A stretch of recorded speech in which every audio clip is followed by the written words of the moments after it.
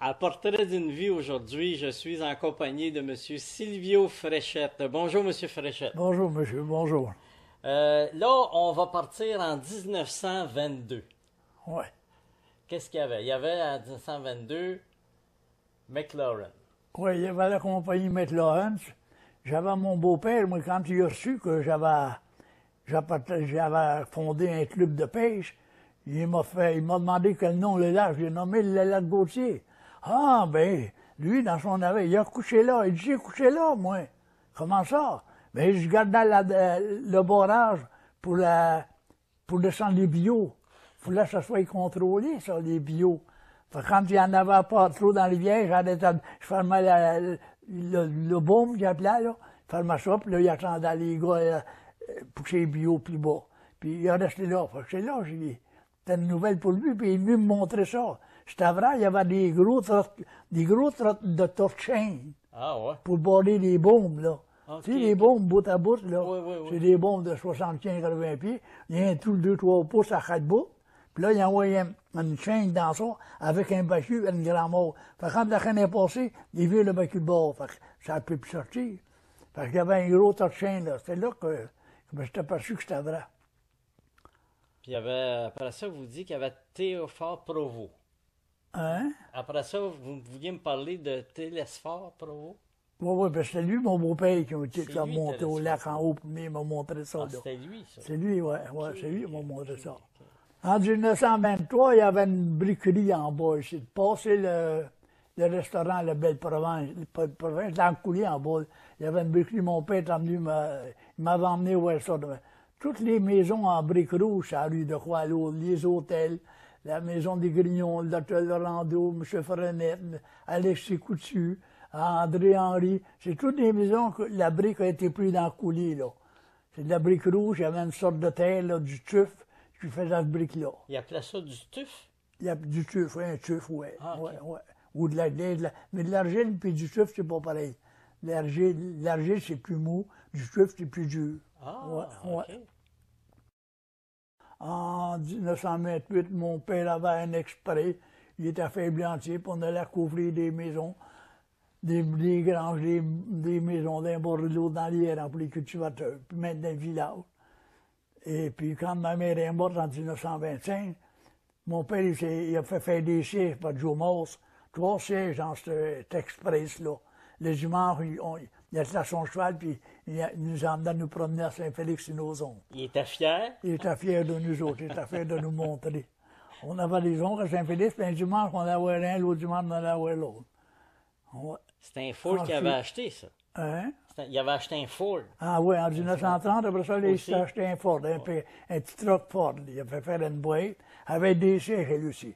Là, ça allait mieux. Avec les Ford, ça prenait moins de temps. Fait qu'on a été voir nos oncles, nos tantes souvent avec mon père. Puis il y avait 3 sièges là-dedans. Oui, il y avait 3 sièges. On était à 11. Il y en a parce qu'il y en avant, avec le père, là. Puis les autres, tout assennaillé ces 3 sièges. Ça s'est On vendu. se Comment va vous ça avez bien. payé ça? Hein? Combien vous avez payé ça? Le camion, 725 piastres en même temps. Un Ford 1930. Ouais. En 1934, je me souviens, t'as des rouleaux qui passent à l'eau dans le village Ça, le rouleau, c'est pour aplatir la neige? pour écraser la neige. Le printemps, là, ça écrasé la neige. C'était pesant. C'était tiré avec un fume de chevaux. Ça mettait les chemins à plomb, là. Il y avait des chemins à douette dans ce temps-là. Il n'y avait pas de chemin croche. Il y avait des chemins à douette. Chez nous, là, sur l'étage de mon père, là, il y avait assez de neige. On ne voyait pas sur M. Bavich passer le monde au bord de la rue. Il y avait des 6-7 pieds de pas de neige dans le chemin. Puis lui, il s'appelait Adélard Petit Adeloro, là. Hood. Le petit Deloro, il est resté à l'école, maison de briques. Là. Ouais. En 1937, et tout encore un printemps, un gros doutant. J'avais mon beau-frère, Lucien Brevoux, il va se fiancer le samedi à Saint-Didas avec Demoiselle Rose Marcille. Les chemins étaient assez mous que les chevaux ne pouvaient pas passer. Fait qu'il est arrivé chez nous la veille, il m'a demandé le lendemain si je n'allais pas le mener à Saint-Didas avec mes chiens. J'avais 2 chiens, 2 gros chiens. Puis j'avais un traîneau, j'avais à peu près 3 pieds de large par 4-5 pieds de long.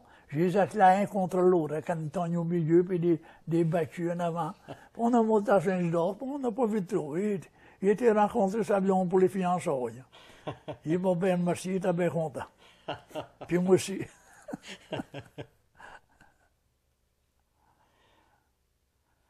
Ensuite de ça, en 1938, ce que je me souvienne, j'étais au club Masse-Gauche, travaillé pour les Américains, installer des chauffages dans chaque maison. C'était beau, le club Masse-Gauche. C'était toutes des maisons en bois rond. Puis il y en avait, puis c'était tout en bois de ligne bien entretenu. Et puis, quand il arrivait à l'automne, pour le temps de la pêche, le camp était mal chauffé. C'était tous des foyers, mais ça ne développait pas assez de chaleur. J'avais été installé des tuyaux de 4 pouces, moi. Dans le bas, dans un coin d'en bas, je remontais au fond à droite, puis je sortais en haut à droite. Fait que la chaleur d'en bas forçait le foie à rentrer, puis à faire une circulation. Fait que ça, ils ont bien aimé ça. En 1939, vous disiez qu'il y avait une vedette qui était installée ici. Oui, puis la fête du club Massigo et tout. Ah oui, là. J'étais là, puis à un moment donné, on a vu venir un avion à Boucané pas mal. Puis à un moment donné, ça allait arrêter. À le plat Boucané, là, ils sont venus pour atterrir sur le lac, ils ont eu l'idée d'atterrir, mais là, ça s'est placé, ils ont parti. Mais ils ont été s'écraser dans la montagne, au lac Gauthier. Il y a eu 4 morts, puis un vivant. J'avais été voir ça en 1978. La console avait fait chantier. C'est Doré Brûlé qui était un contracteur. Puis il m'avait emmené. Ouais, il en restait encore des morceaux d'avion, là. Parce que j'avais été voir ça avec lui, là. Ouais, il aurait été mieux d'atterrir. Il n'aurait pas péri. Ouais, il y avait un problème, mais il n'en a pas tenu compte, là. Non. Ah ben, on a trouvé l'espérance que ça va lever. Ouais. En 1939, notre fameux Gratien Gélinor, qui appelait Ticoc, il est venu s'installer à Saint-Gabriel, au coin de la rue Saint-Pierre et Mondé. Il est resté là plusieurs années. Ça, c'est le père de Mitsou, ça. Ben, je sais pas. Oui, c'est le père de Mitsou, c'est ça, oui. Mais je sais pas si Mitsou est venu au monde par ici, je me souviens pas. Okay. Ça a parti, ça, par les années après, là. Puis en 1939, quand il y avait un feu la nuit, les pompiers, là, on va pas de sirène dans ce temps-là. Je restais, moi, sur la rue Saint-Georges, juste en arrière. Tu sais que l'engin couchal, tu vois, pour domper le vieux carbone du jour, là, qui était pas bon. Il y avait un pit, là, puis ils dompaient ça là. Puis quand le feu prenait, la nuit, l'engin se mettait à crier, puis, ça criait des demi-heures de temps, ça. Fait que le monde, les portables allaient au feu. Puis l'église, après ça, l'église se mettait à sonner, les cloches, les là, ding, dong, ding, dong, ding, dong. Fait que ça énervait le monde s'en allait au feu. C'est tout des affaires d'anciens temps, ça, là. On est en 1939, là. Oui. Puis en 1939, mon père m'a emmené, moi, apprendre à netter des corbes d'acier. On avait une machine à puits, puis de temps en temps, nos corbes, on brisait nos corbes. Fait qu'acheter des corbes de 300-400 pieds de long, ça coûtait rien. Fait qu'il m'avait emmené à Saint-Félix chez Gérard Bonnet, il y avait un gros puits de sable. Puis chez Clam, les autres, pour sortir le sable, pour charger les chars, là, ça marchait tout sur des corbes d'acier. Puis il y avait un nommé Charon, là, qui savait netter ça, des corbes d'acier. Fait que moi, j'ai été, puis j'ai appris à netter des corbes d'acier. D'un demi-pouce, 1 ligne, 3/4 de pouce, 1 pouce, je suis capable de netter ça. S'il y a des jeunes qui veulent apprendre, là, je pourrais lui montrer comment netter ça, des corbes d'acier. C'est rare, ça. À cette heure, dans le Grand Nord, ils vont s'en servir beaucoup, des corbes d'acier. C'est tous des pelles avec des corbes d'acier. Ça ne sera pas hydraulique, là-bas, ben, ils vont en avoir, mais il va y avoir bien des corbes d'acier. Parce que les Suisses veulent apprendre ça, je lui montrerai encore. Je le sais, là. Vous enlevez Ah oui, quelque chose? twister ça, c'est l'ouvrage, c'est des cibrins. Faut que tu en démanges 60 pieds de long quand c'est un corbe gros. Plus c'est gros, plus l'enture est longue. Si là, mettons, le corbe à 5/8, ben, ça prend une enture de 60 pieds de long. 30 pieds sur un bord, puis 30 pieds sur l'autre. 30 pieds du corbe de droite qui embarque sur le corbe de gauche. Puis 30 pieds du corbe de gauche qui embarque sur le côté de droite. Là, c'est tout twisté, il n'y a rien qui paraît quand tu es fini. C'est bon comme un nœud. Ah, c'est bon, ça. C'est des belles affaires à apprendre, ça. Ça prend au moins une journée faire ça. Ah oui, ça prend une grosse journée pour faire un enture d'un corbe de 5/8, là. Une grosse journée. Puis en 1944, ben, j'ai bâti des aqueducs. Au domaine, au domaine Armstrong, à Pointe-aux-Hommes, puis Lafrenière, dans Lafrenière à Saint-Damien. J'ai bâti des aqueducs. J'avais une centaine d'abonnés, là. En 1900... En 39, je vous interromps un peu. En 39, il y avait aussi l'hôtel de ville, je pense. Il n'y avait pas eu l'hôtel Ah oui, de la ville? construction de l'hôtel de ville en 1939. Me semble. L'hôtel de Saint-Gabriel. OK. Ouais, elle avait coûté 36 150 $. Puis le contracteur, c'était Alfred Mousseau de Berthier. C'est le bel hôtel qu'on a actuellement encore, là. OK, c'est la Ouais. même. La même, ah oui, toujours la Ok. même, ouais. Là, vous parliez en 44. Là. Vous parliez après de l'aqueduc à Pointe... Ah ouais, j'ai bâti ces aqueducs-là, puis je les ai vendus à Jean-Baptiste Lompré en 1983. En 1948, j'ai été initié chevalier de colon. Ah, Ah oui, dans l'école du Sacré-Cœur ici. Là. OK. Le conseil numéro 3045. Oh, il y a encore bien des gars que je me rappelle le nom, mais ils sont plus vivants. Ils restent quasiment plus rien que moi, là. Je sais pas s'ils m'ont oublié, là, ça doit être ça. Ouais. OK. Vous parliez de la radiesthésie. Oui, moi j'ai appris de la radiesthésie. Mon père avait fait, quand on a commencé à creuser des puits, anciennement, pour trouver des veines d'eau, il y avait un ordre de côte, là. Hein? Une fourche, là, ça c'est des noisettes, ça. Faut qu'il y ait de la boîte, tu fais un nappe, de noisettes, avec deux fourches pas mal égales, de pas mal de main grosseur. Avec ça, on se promenait, puis d'où il y avait de l'eau, ça descendait. Ça Mais l'indique. ces branches-là, là, quand tu mets ça au soleil 2-3 jours, elles sont sèches, elles sont plus bonnes. Fait que mon père avait fait venir une branche, je l'ai encore dans mon camion. Une branche en bambou noir, elle sèche jamais. Elle est attaquée du bout, du bout, là, puis on a fait un bout. Puis on se promène sur le terrain avec ça. Puis quand il y a de l'eau, là, ça fait... Moi, j'ai toujours passé des puits à contrat. Vous trouvez pas son part du monde comme moi. Ben, je peux pas se taper parce que j'ai mangé de l'argent des places. Je me suis trompé, mais 80%, j'ai réussi. Je me promenais à quelque part, le gars voulait avoir de l'eau, de suite, tu vas avoir de l'eau. Et là, ben, n'importe où, ton puisard au Chili. Dans ce cas-là, les puisards, il y en avait, c'est un des puisards à la pelle, il n'y a pas d'égout, là. Puisard est là, bon, on va se les accacher plus haut, je vois. Bon, ici, il y a de l'eau. Comment ça va me coûter? Bon, ici, ça va te coûter 135 piastres, je te garantis 3000 gallons d'eau par jour. S'il n'y a pas ça, pas une scène. On fait ça longtemps, moi et mon père. Dans les grandes visitations, Reliette, là, on doit avoir passé 25, 30 puits dans le même rang, là. Il n'y avait pas d'eau.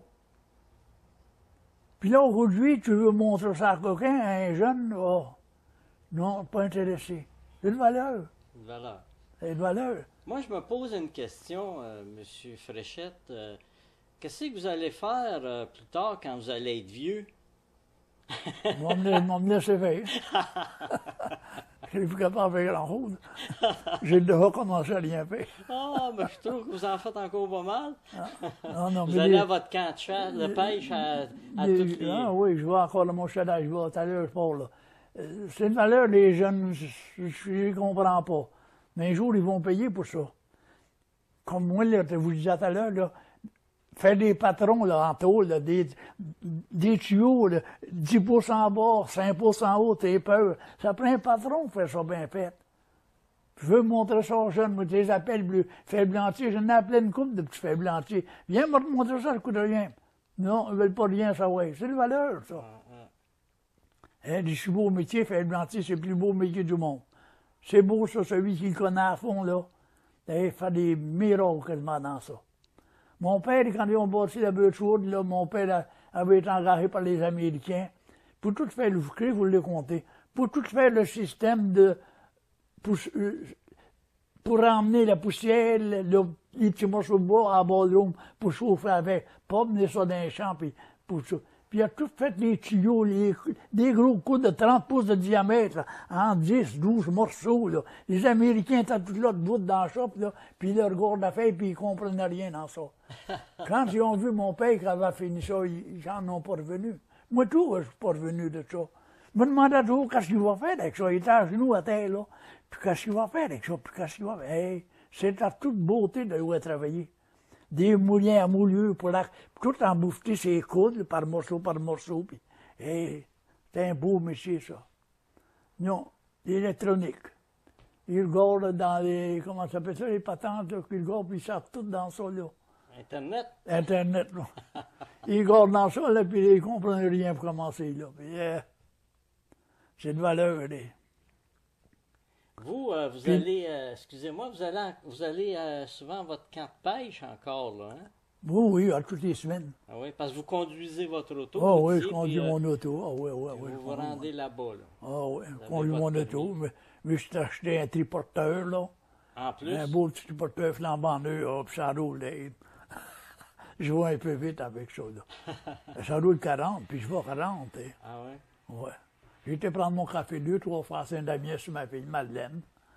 Ah, je pars de site le matin vers 8h d'école, on va prendre un café, je m'en reviens. C'est le fun à la grande terre, et t'en vas tranquillement, là, 20-25. Là. Ah. Jean-Marc, excusez, Jean-Marc Poulain, le photographe, il vous a pris en photo, ah, je oui, pense. il m'a pris en photo plusieurs fois. Encore une fois cette semaine, il m'a vu passer. Ah. Si le chemin est en asphalte, d'ici d'aller à mon chalet, je monterai avec ça.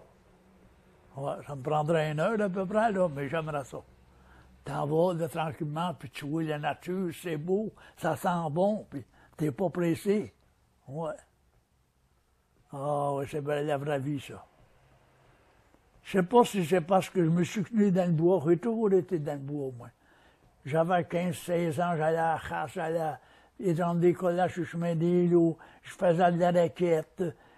Tous les dimanches après la messe, je m'en allais, faisais mon petit long, puis je m'en allais dans le bois, à la raquette quand il va donner.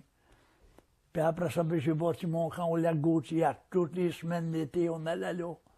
Je sais pas si c'est ça qui m'a tenu en santé longtemps de même. Bon. Vous avez des racines comme un arbre. Ah oui, des bonnes racines. Mais mon père est mort à 95, puis il a bien travaillé lui aussi. Ben, il a 11 enfants tout seul, là.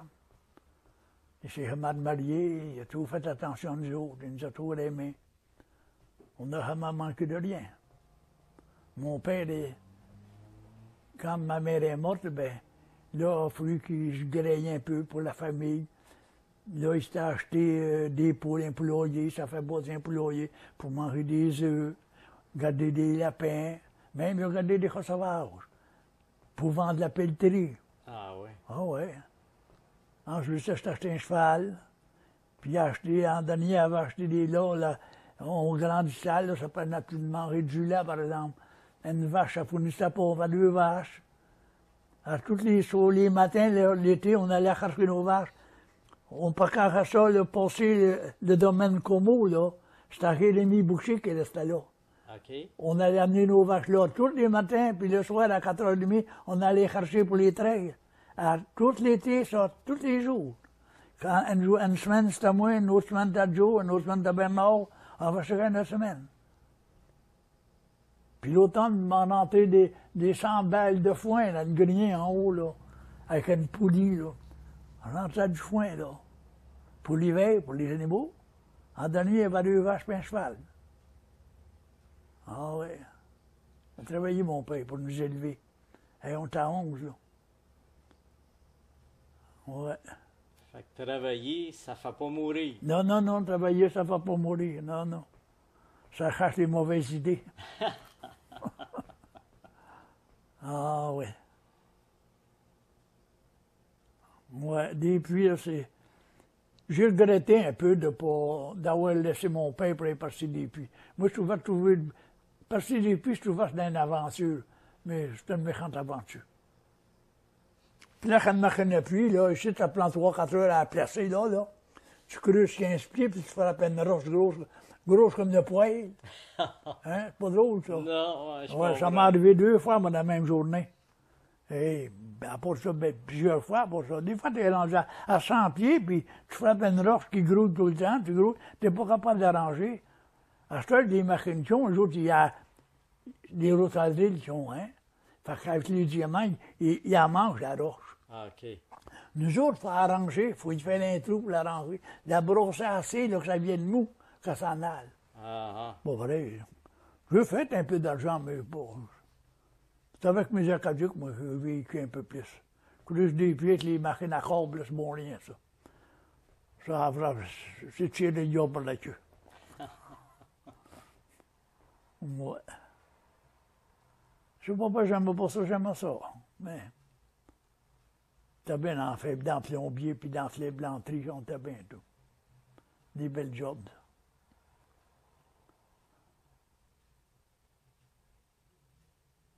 Alors, il y a eu la chasse coloniale, comme je vous ai montré le portrait.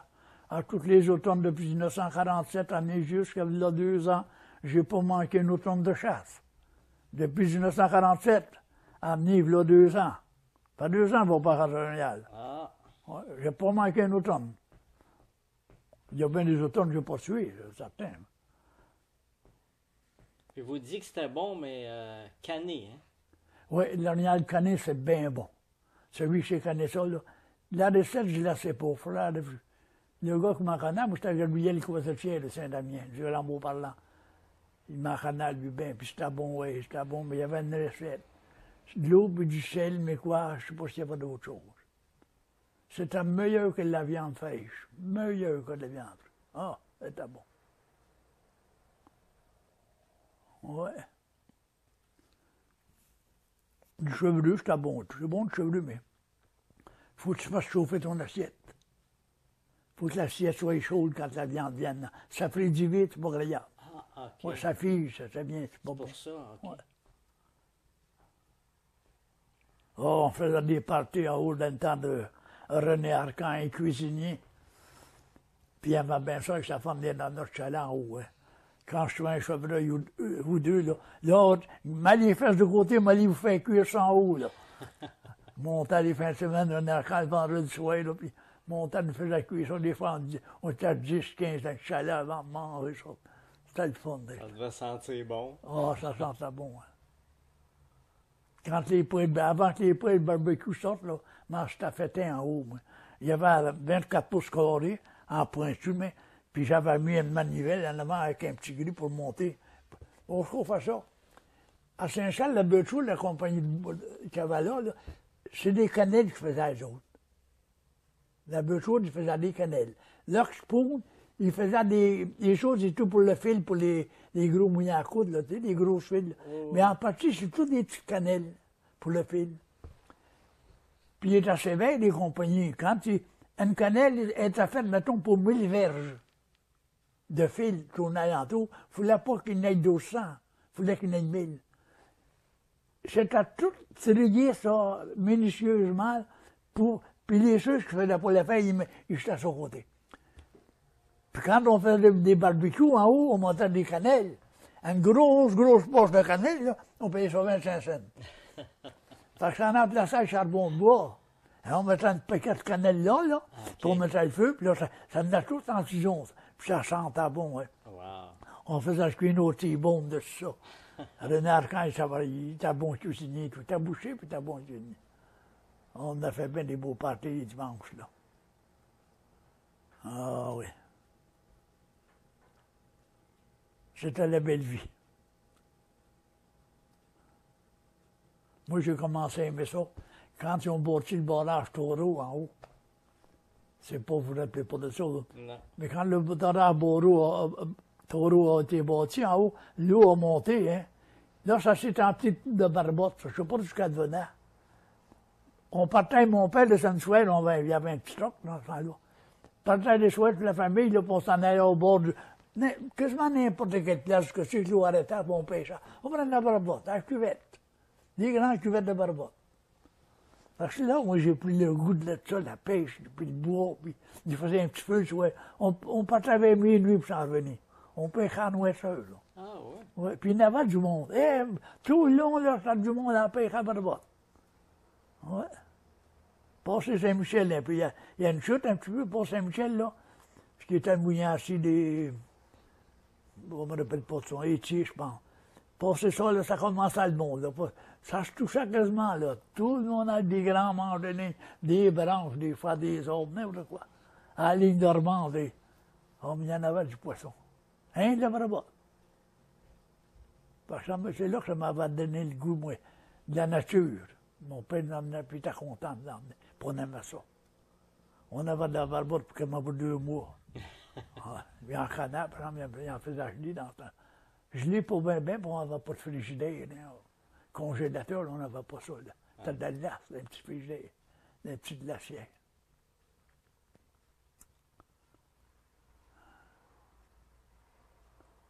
Là, ce qui est bon, c'est de l'eau. De l'eau, j'en ai tué quelqu'un, puis j'en ai pogné au piège. On mangeait fesses. Ah, c'était bon, ça, c'est pour meilleur que le l'orignal. Mais ça dépend des goûts. Mais nous autres, la famille, là, on aimait mieux de l'eau que de l'orignal. Ah bon? Ouais, c'était bien bon de l'eau. Un jeune, surtout, d'un an ou deux, là.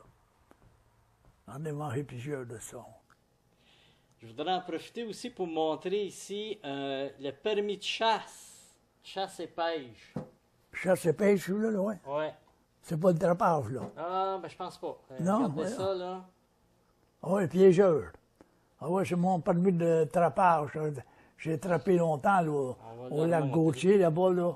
J'avais une grande ronde au commencement, il y avait seulement que moi qui trappais au lac Gauthier. J'allais vérifier jusqu'au lac des Îles, descendre jusqu'au lac des Baux. Tout automne-là, j'avais pris 48 castors, 3 loutres, 5 renards, des chats sauvages, je n'aimais pas bien ça, je fermais les cages.